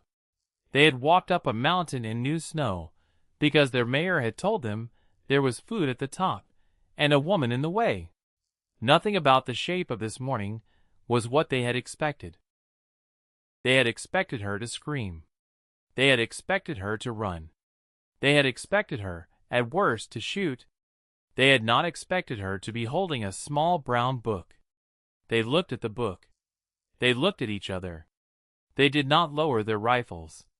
But they did not raise them either. Vance took 2 steps toward the gate. He tried the smile. It did not fit his face this morning. He said, "Mrs. Fenwick. Mayor, you look tired. I am. Come now. Let's not do this the hard way. Open the gate. Let my men take an inventory. Nobody has to be hurt.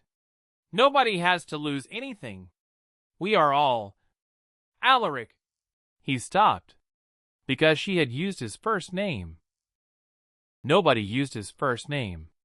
Nobody had used his first name in 11 years except his wife. He said, "Ada." She said, "Do you know what I'm holding?" Long pause. He said, "A prayer book." She said, "No." He said, "A diary." She said, "No." He said, "Mrs. Fenwick, I don't know what game." She opened the ledger. She opened it to the first page. She began to read. Out loud. Slowly. "July 8th, 1891. Sold to Halloran and Sons Freight, Denver. 200 sacks flour. 60 sacks beans. 40 barrels salt pork. Received $1,840 cash. Delivered via South Wagon, night of the 9th. She looked up. She looked at him. She looked past him at the 40 men. "That is one entry, gentlemen. Out of 37.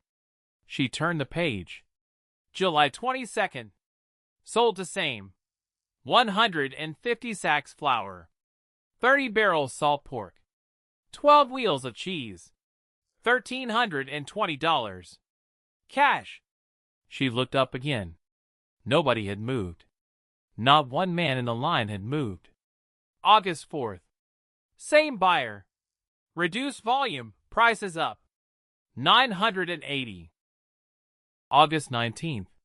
Halloran will not come again after September 1st. Says talk of the pass. Last shipment, everything remaining. $2,150. Ada closed the ledger halfway through the 3rd page. She held it up. She said in a voice that carried all the way to the back of the line. Every dollar of it went into his personal account. Every barrel of flour. Every sack of beans. Every ounce of salt pork. That storehouse behind the town hall, The storehouse that was supposed to feed 100 families through a bad season was emptied by Alaric Vance himself. In July, in August, before September 1st, before the panic, before the pass came down. He knew the pass was going to come down. Mordecai Hale told him. Twice. And he sold the food anyway, gentlemen, and he pocketed the money, and then, 10 days ago, he rode up my hill and tried to take mine.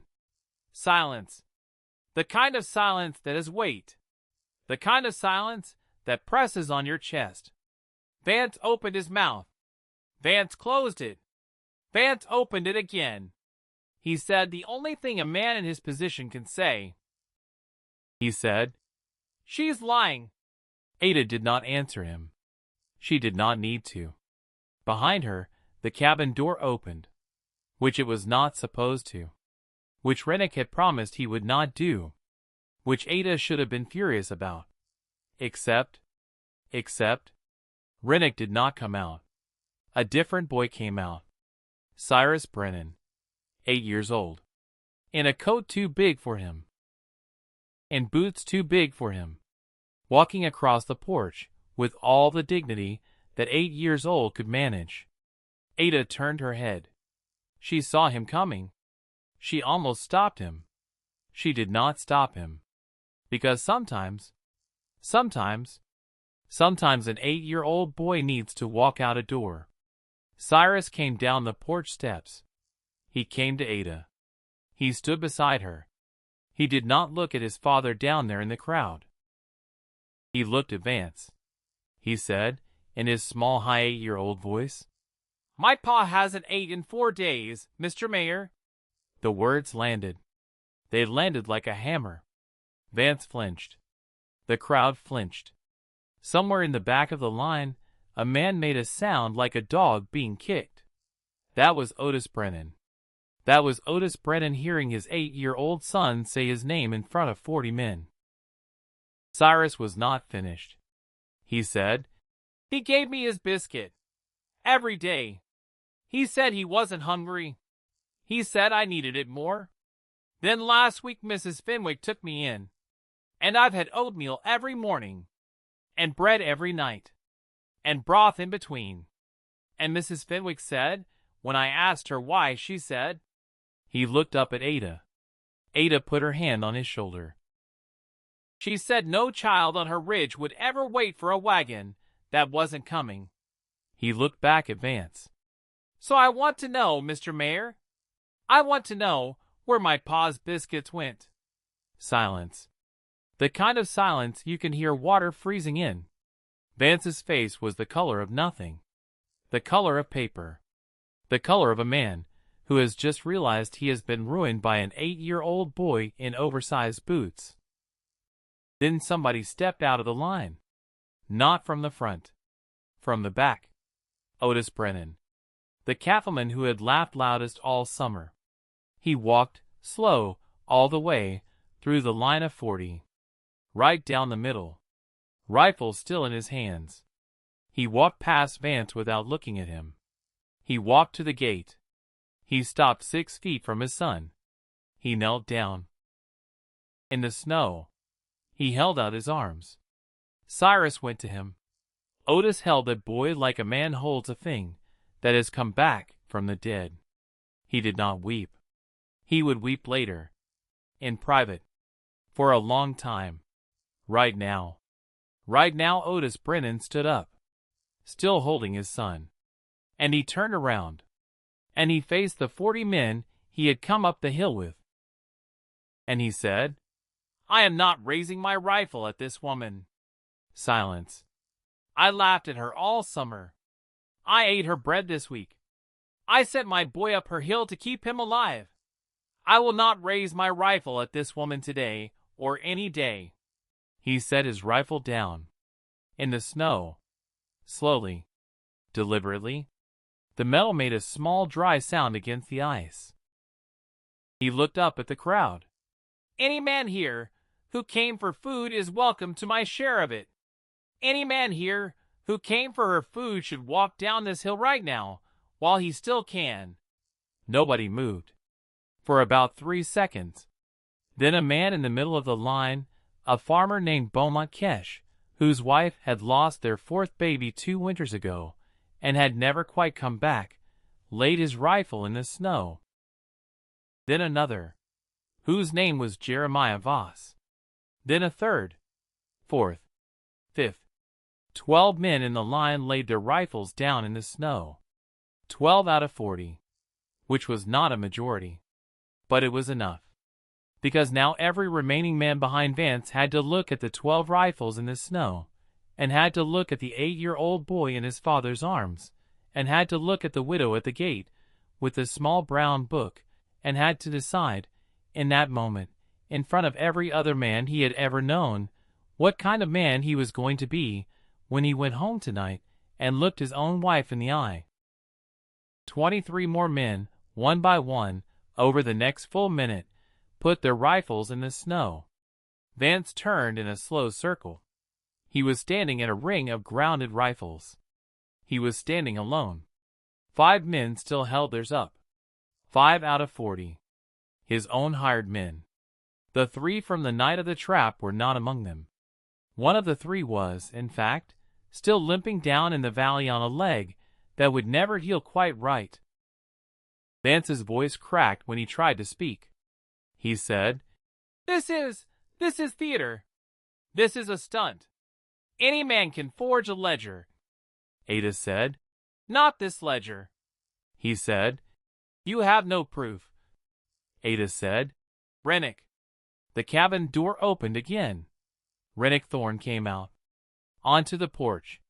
He stopped at the top of the steps. He said, so the whole hill could hear him. I saw him. Silence. 2 nights before the pass came down. I was hungry. I went into the town storehouse to steal a potato for my sister. I saw the shells. All of them. Empty. The crowd stirred. And I saw Mayor Vance come in through the side door. With a lantern. He didn't see me. I was behind the flour barrels, which were empty. He sat at the little desk. He wrote in a small brown book. He signed a paper. He counted money. Cash. From a leather pouch. He locked the book in a wall panel behind the calendar. Then he put out the lantern. Then he left. Rennick's voice was steady. 16 years old. Voice steady. He knew I was there.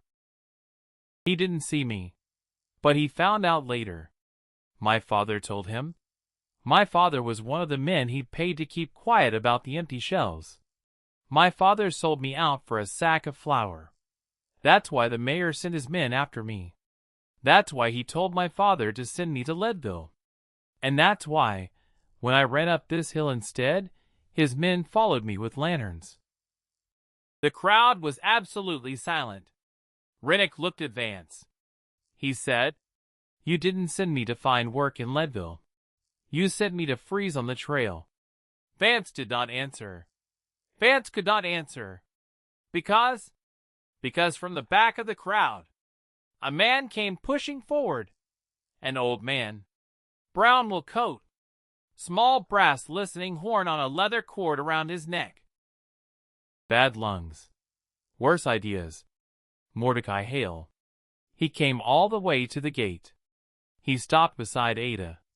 He said, in the voice of a man who had waited 11 years to say what he was about to say. I told him about the crack in April. He turned to the crowd. I told him about the water seepage in May. I told him about the diagonal fault in June. I wrote the Federal Survey Office in Denver 3 times. My letters were sent from the post office in this town, gentlemen. If any of you ever want to know why my letters never got a reply, you might ask the mayor's brother-in-law, who runs it. Judge Whitaker, at the back of the crowd, went the color of old cheese. Mordecai continued. The mayor knew. He knew the pass would fall. He knew when. He knew, gentlemen, and he sold the winter stores anyway. He sold your winter stores to make his own money before the snow. He sold your children's flour. The crowd made a sound. Not a word. A sound. The sound a valley makes when it finds out.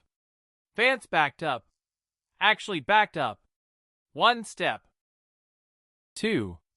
Away from the ring of grounded rifles. Away from the 8-year-old boy in his father's arms. Away from the 16-year-old on the porch. Away from the old man with the brass horn. Away from the widow at the gate. He said, You cannot prove any. Ada opened the ledger to page 1. She held it up. She said, It is in your handwriting, Alaric. He said, That is not. She said, Every man here has seen your handwriting on a lease, or a permit, or a marriage license. Come to the gate. Look, read it, in your own hand. He did not come to the gate. He turned.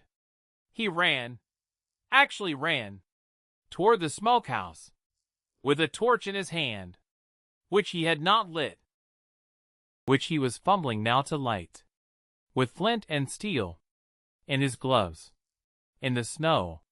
Behind him Governor was pulling at the reins, because the bay could smell something wrong in his rider. He was going to burn the smokehouse. He was going to burn the smokehouse, and hope everything went with it. He almost made it. He was 3 feet from the smokehouse door, with a flint sparking against the steel, when a shape came off the porch fast, silent, and hit him behind the knees. Juno, the young shepherd, trained by Ephraim to bring down a running man by the hamstring and hold, not tear. She brought Vance down in the snow at the smokehouse door. The flint went one way.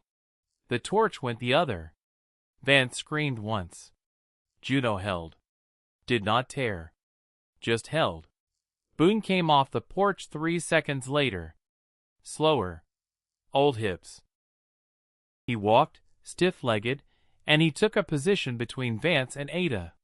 He did not look at Vance. He looked at the crowd. His old white muzzle was low. His yellow eyes did not blink. The message was simple. This is my woman. This is my home. This man does not move. The 5 hired men, who had still been holding their rifles, put them in the snow.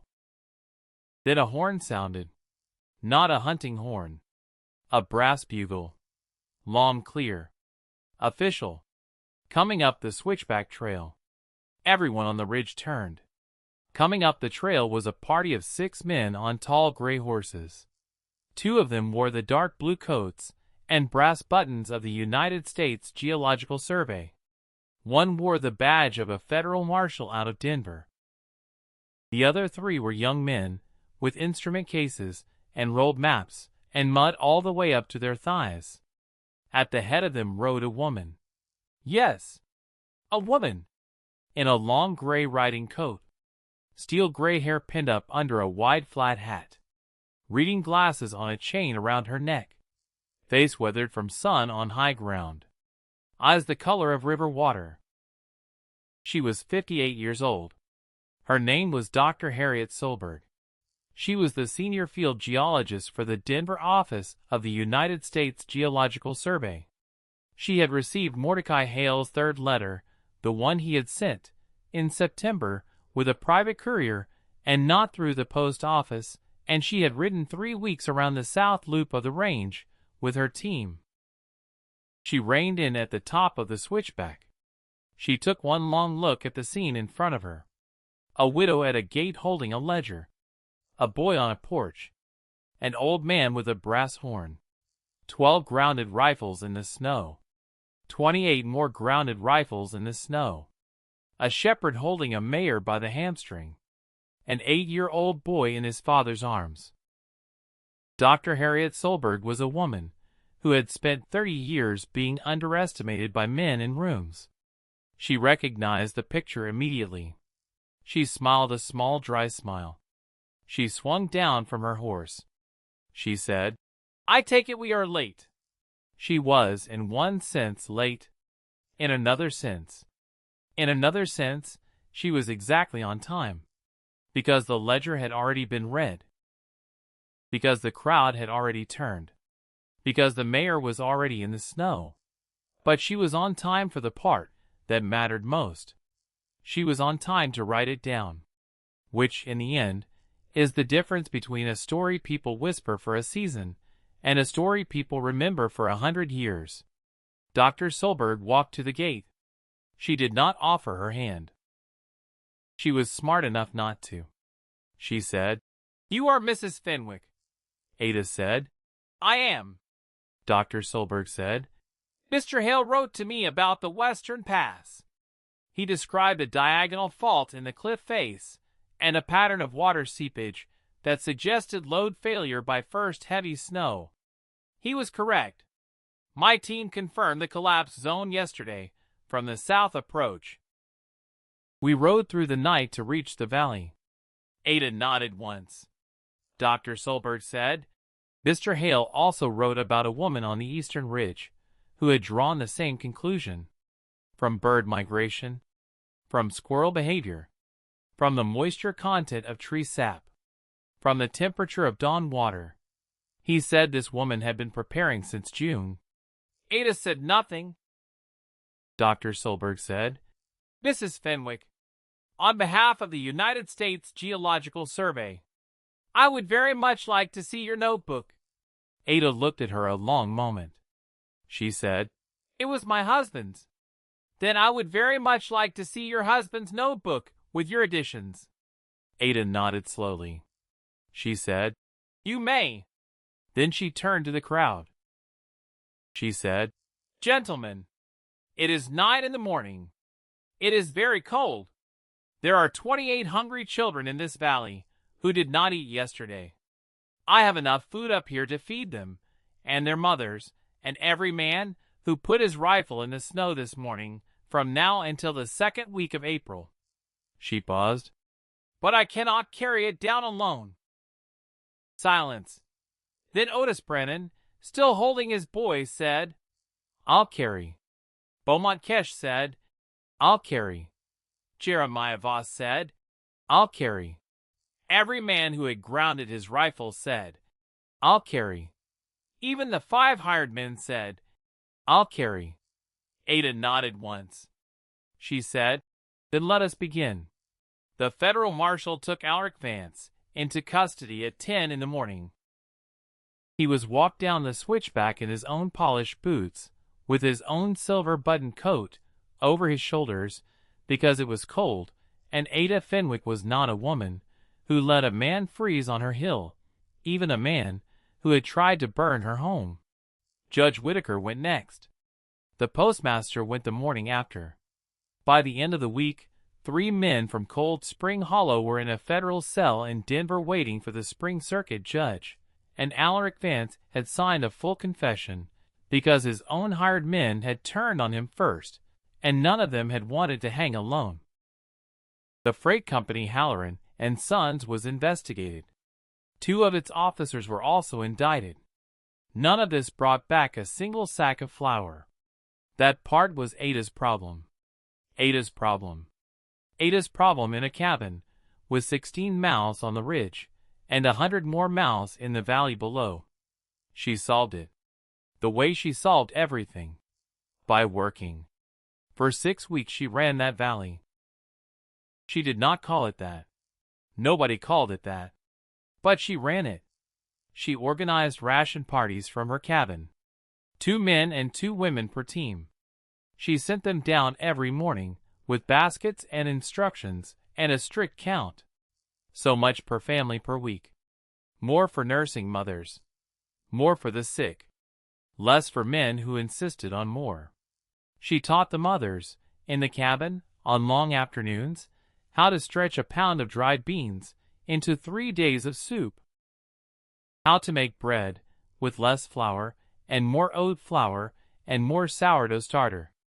How to salt a fish so it kept twice as long. How to read a sky. She taught the fathers out in the snow how to lay a snare that caught a rabbit without ruining the pelt. How to fish through ice without breaking a line. How to spot the difference between a squirrel hole that had food in it, and a squirrel hole that had been abandoned. She taught the children, at her long table, how to sort dried herbs, how to count out ration portions, how to keep a notebook. Every child in the valley kept a notebook that winter. Ada made them. She said, "Write down every animal you see. Write down every cloud. Write down every kind of snow. Write down what the wind does before dark and what it does after dark. Write down which trees drop their needles first. Write it all down. Someday somebody will need to know. Somebody someday would." The winter was the worst on record. 91 inches of snow between October and March. 6 weeks of temperatures below zero. 2 blizzards in February that put the world entirely inside a white curtain for 3 days at a stretch. Cold Spring Hollow lost no one that winter. Not one child. Not one mother. Not one grandfather. In a season that took 48 souls from the 3 neighboring valleys, Cold Spring Hollow buried none. Because a widow on a ridge had read the sky. The county road opened on the 4th of April. The first supply wagon came in on the 5th. By the 2nd week of April, the children were going home. Ada stood at her gate for 3 days straight. She hugged every one of them. She would not let them leave until she had hugged them. Cyrus Brennan she hugged for a long time. She said, "You were very brave, Cyrus." He said, "So were you, Miss Ada." She said, "You go home now. You mind your pa and your ma, and you write in your notebook every day." "You promise?" He said, "I promise." His father at the gate held his hat against his chest, said nothing for a full minute, then said, "Ada, Otis." I laughed. "I know. All summer. I laughed at you all summer. I know, Otis." He looked at her. He said, in a voice she had never heard from him before, "I have 6 sons alive because of you. I will not in my life, do you the disrespect of pretending I can pay that back. But every man in the county is going to know your name. Every winter of my life. As long as I have breath. Every child I know that reaches spring, I will say your name over my table." She said softly, "Otis." He said, "Yes." She said, "Feed them. That's how you pay it back. Feed them, and teach them to feed themselves, and teach them to feed the next one." He nodded. He picked up his boy, and he carried him down the hill.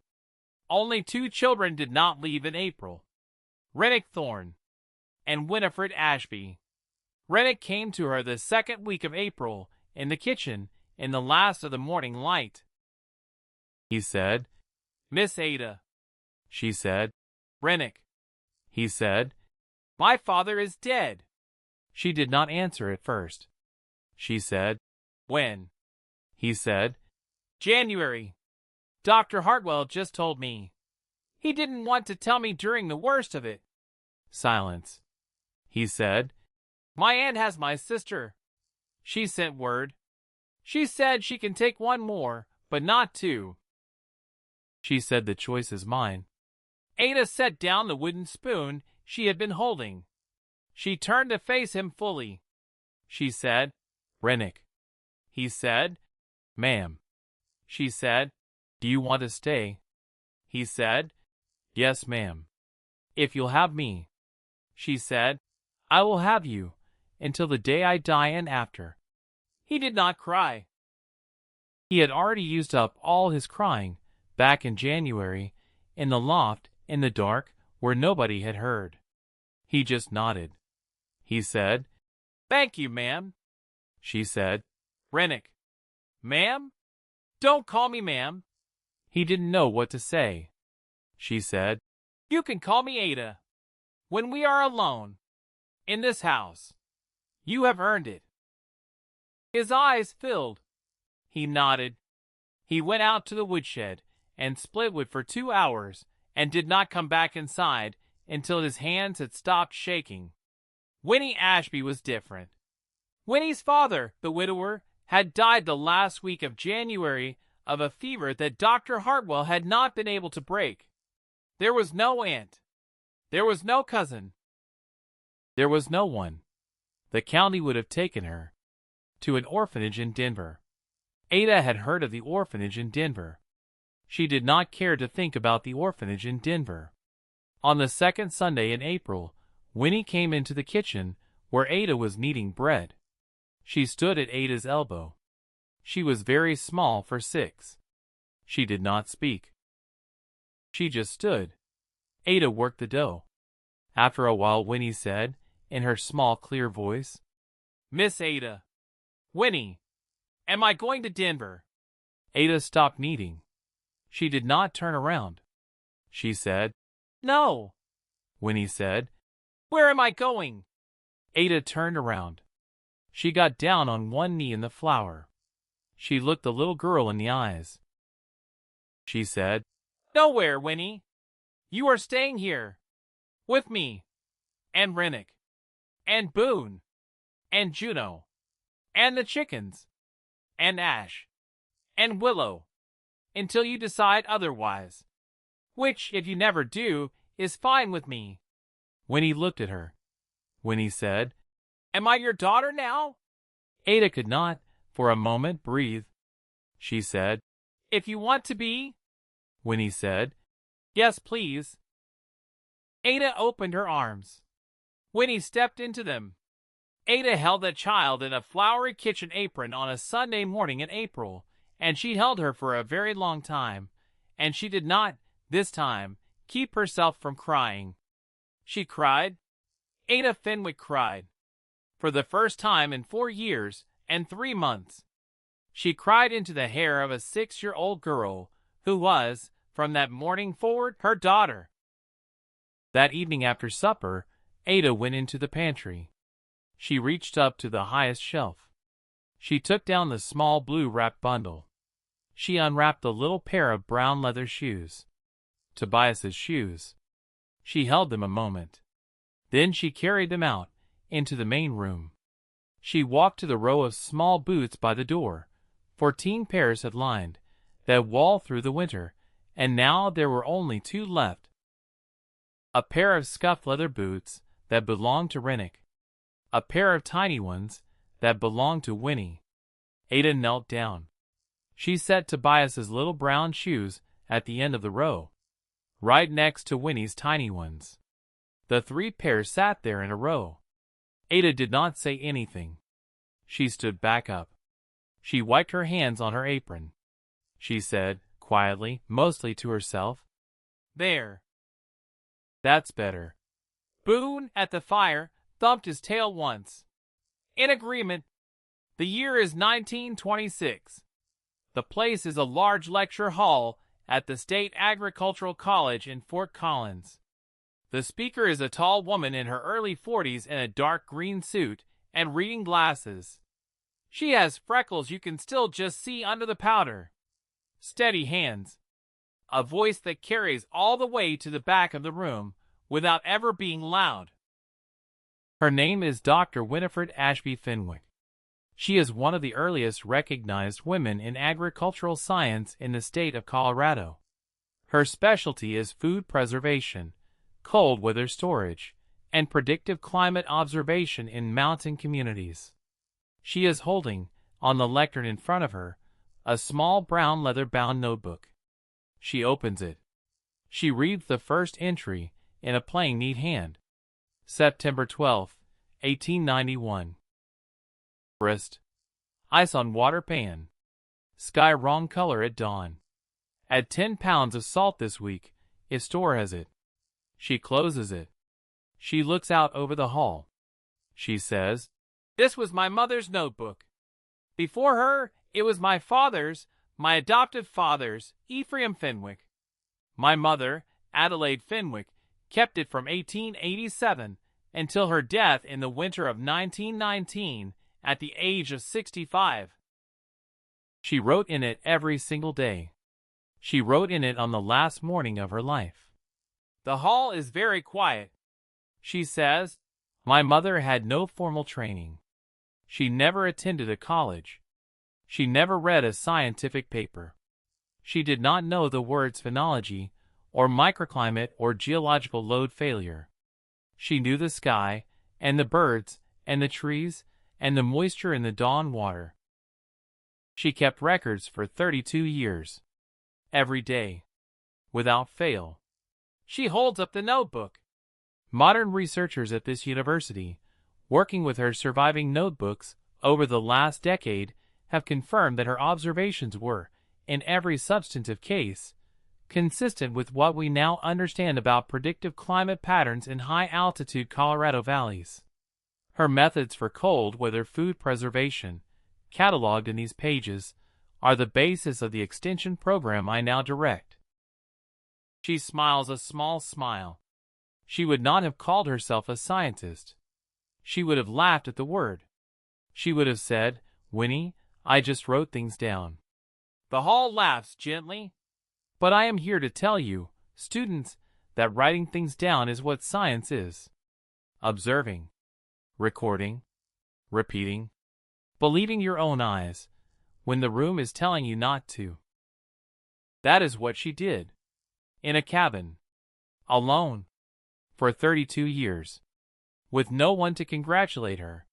She looks down at the notebook. She says quietly, She kept a valley alive one winter, with the contents of this book. Then she kept me alive, with the contents of her heart. I have spent my life trying to be worthy of both. The hall is silent. She closes the notebook. She says, Thank you. She steps down from the lectern. The hall stands up. Every person in it. They stand a long time. There is a small glass case in the History of Colorado Museum in Denver. It is on the second floor, in the wing devoted to 19th century mountain communities. Inside the case is a small brown leather-bound notebook, open to the first page. Beside the notebook are 2 pairs of children's shoes. One pair is brown leather, very small, worn at the outside of the heel. The other pair is a little larger, also brown leather, a little scuffed at the toe. There is a small placard.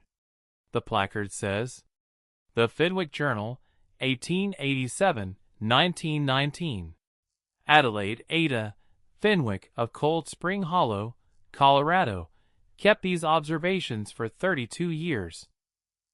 The winter of 1891-92, during which the residents of her valley credited her with keeping their community alive, is documented in entries dated September 12, 1891, through April 4, 1892. Also displayed, the shoes of her son, Tobias Fenwick, died in 1888, and her adopted daughter, Dr. Winifred Ashby Fenwick, 1885-1971, placed together by Mrs. Fenwick in April of 1892. On a Tuesday morning in the spring of the current year, an old woman comes to stand in front of the case. She is very small, very thin, white hair pinned neatly, a blue wool coat, a cane in her right hand. Her name does not matter for this story. She is somebody's grandmother. She is somebody's great-grandmother. She has read about the Fenwick Journal in a book her granddaughter gave her for Christmas. She has come on a bus, alone, all the way, from Boulder, to see it in person.